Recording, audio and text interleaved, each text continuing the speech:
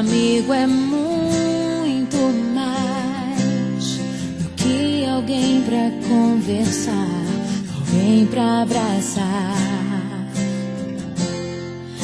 Amigo é uma bênção que vem do coração de Deus pra gente cuidar.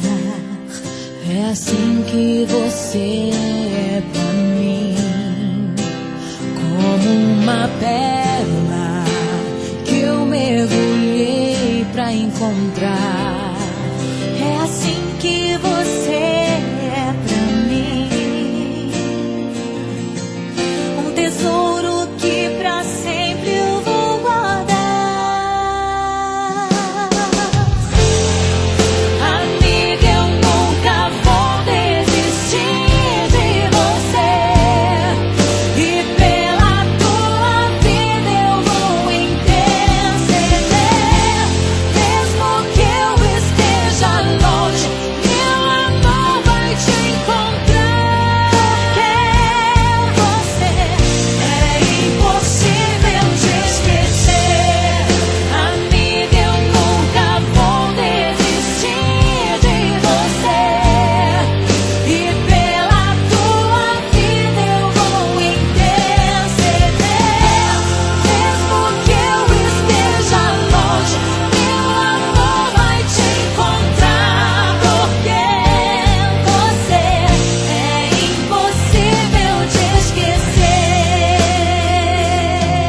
É assim que você é pra mim, como uma pérola que eu mergulhei pra encontrar. É assim que você é pra mim,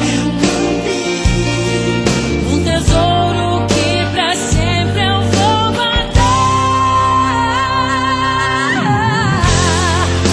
Amiga, eu nunca vou desistir de você, e pela tua vida eu vou interceder. Mesmo que eu esteja longe, meu amor vai te encontrar. Porque você é impossível de esquecer.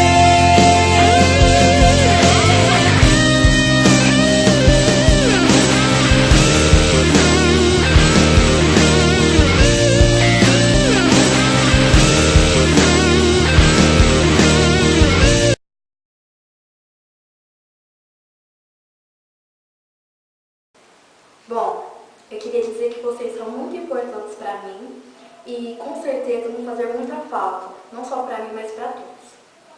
Os amigos são para sempre, nada pode separar. Na alegria ou na tristeza, sempre juntos vão estar. Nem tampouco a distância me fará te esquecer. No lugar do coração está você. Mesmo longe, eu vou encher muito o saco de vocês ainda, viu? Ó, tia Andréia, eu vou pra São Paulo, viu? Um beijo, amo vocês. Amiga,